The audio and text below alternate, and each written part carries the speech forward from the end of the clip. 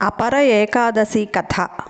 జ్యేష్ఠమాసం కృష్ణపక్షంలో వచ్చే అపర ఏకాదశి వృత్తాంతం శ్రీకృష్ణ యుధిష్ఠిర సంవాద రూపంలో బ్రహ్మాండ పురాణంలో వర్ణించబడింది. జ్యేష్ఠమాసం కృష్ణపక్షంలో వచ్చే ఏకాదశి పేరేమిటి, దాని మహత్యమేమిటి, ఆ వివరాలు నాకు చెప్పవలసింది అంటూ ధర్మరాజు శ్రీకృష్ణుని అడిగాడు. దానికి శ్రీకృష్ణుడు ధర్మరాజుతో ఇలా అన్నాడు: ధర్మరాజా, నీవు అడిగిన వివేకపూర్ణమైనట్టి ప్రశ్న నిజానికి అందరికీ ఎంతో లాభదాయకమైంది. ఆ ఏకాదశి పేరు అపర ఏకాదశి. రాజా, ఈ ఏకాదశి పాటిస్తే అనంతమైన పుణ్యాన్ని ప్రసాదించి సమస్త పాపాలను నశింపజేస్తుంది. బ్రాహ్మణ హత్య, గోహత్య, భ్రూణహత్య, పరనింద, అక్రమ సంబంధాలు, అసత్యవాదం, తప్పుడు సాక్ష్యాలు ఇవ్వడం, డంబములు చెప్పుకోవడం, డబ్బు కొరకు వేదాలను పఠించడం లేదా బోధించడం, స్వంత శాస్త్ర కల్పనం వంటి ఘోరమైన పాపాలేవైనా ఈ ఏకాదశి వ్రత పాలనతో నశించిపోతాయి.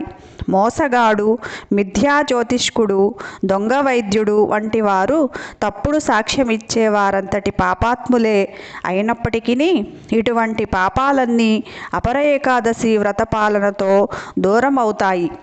తన ధర్మాన్ని త్యజించి యుద్ధరంగం నుండి పారిపోయిన క్షత్రియుడు నిశ్చయంగా పతనం చెంది నరకంలో పడతాడు.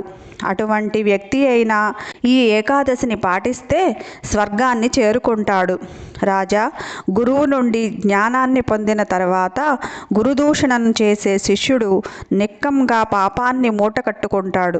అంతటి పాపి అయినా కూడా అపర ఏకాదశి పాలన ద్వారా పాప విముక్తుడై పరమగతిని పొందగలుగుతాడు.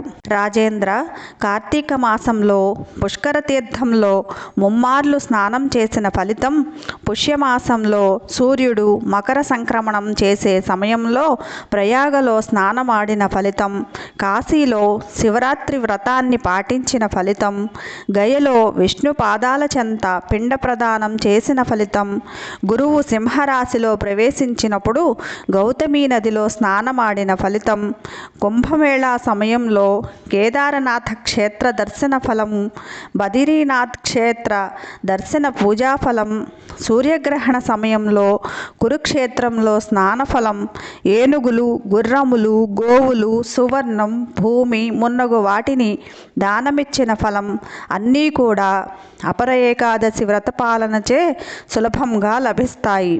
ఇది పాపవృక్షాన్ని కూల్చివేసే పదునైన గొడ్డలి వంటిది. పాపమనే అరణ్యాలను దహింపజేసే తీవ్రమైన దావానలం. ఇది పాపం నుండి పుట్టిన చీకటిని పటాపంచలు చేసే సూర్యుడు. పాపాటవిలో జింకకు ఇది సింహం వంటిది. రాజా, ఈ అపర ఏకాదశిని పాటించడం ద్వారా విష్ణువును త్రివిక్రముని రూపంలో ఆరాధించడం ద్వారా మనిషి సర్వమంగళమైన విష్ణు పదాన్ని పొందుతాడు.